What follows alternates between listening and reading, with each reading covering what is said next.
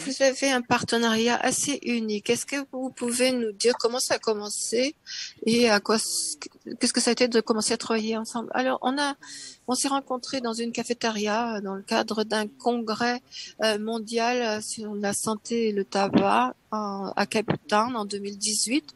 Tous les deux présentions nos travaux antérieurs du Nigeria et de l'Argentine. Et nous écoutions Dr. Tucha Onikwena et son groupe. Et il présentait alors une évaluation économique très intéressante sur le tabagisme. Et ensuite, on a rencontré les gens du CRDI, Natacha, Madija, Samuel, etc. Et nous sommes tous rencontrés à la cafétéria.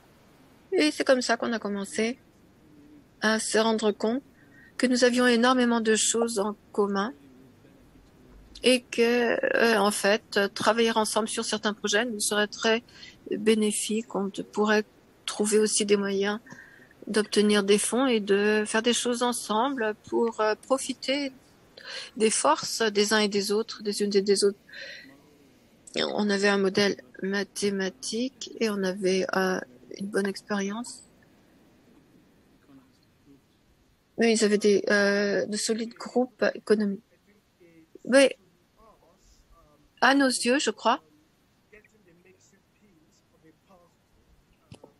c'est comme quand vous avez plusieurs morceaux d'un casse-tête. Vous savez, on a travaillé dans la lutte contre le tabac, mais on cherchait des modèles, donc on devait répondre à une question critique. Quel est le coût économique du tabagisme? Quels sont les ensembles de politiques qu'on pourrait adopter justement à cet égard? Quels sont les modèles que nous pouvons adopter? Donc, quand on a rencontré cette équipe, on s'est rendu compte qu'ils avaient en fait exactement les mêmes questions qu'on se posait. Donc, on s'est dit, essayons de travailler ensemble.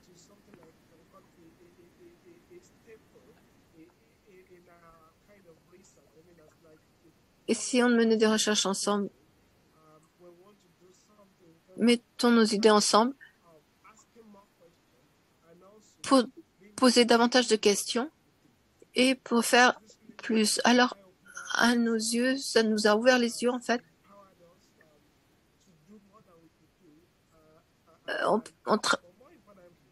Travaillant avec eux, on pouvait aller plus loin. Mais ça renforçait aussi notre entreprise parce qu'on est des partenaires qui travaillons ensemble pour nous assurer que nous partageons nos idées et qui nous permettent en fait de développer nos connaissances également, mais aussi qui comprennent en fait ce qui nous attend. Quand des pays en développement du Sud interagissent et partagent ce genre d'idées, eh bien, ça nous permet de résoudre davantage nos problèmes.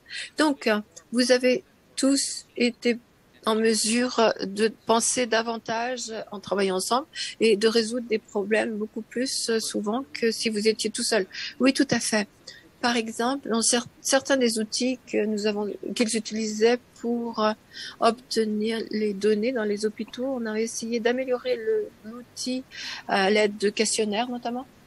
Ils avaient aussi des perspectives très judicieuses par rapport au modèle que nous utilisions et quels étaient les résultats les plus pertinents, les événements, les données de les analyses, etc.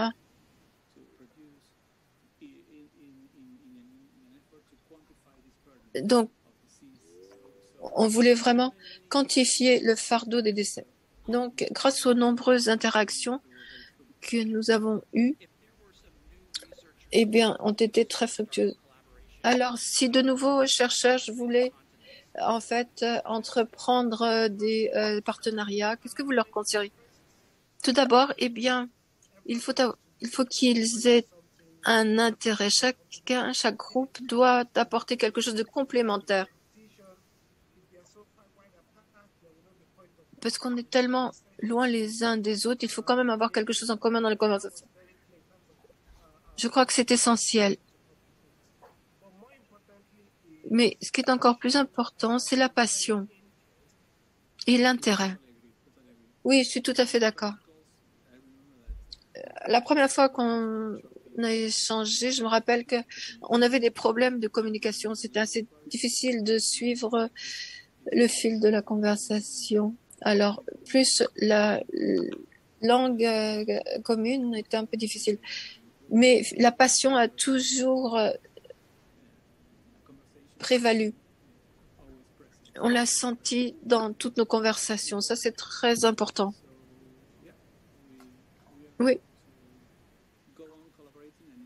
Donc, on est prêt, oui, à collaborer davantage et à inclure d'autres pays à l'avenir, pourquoi pas.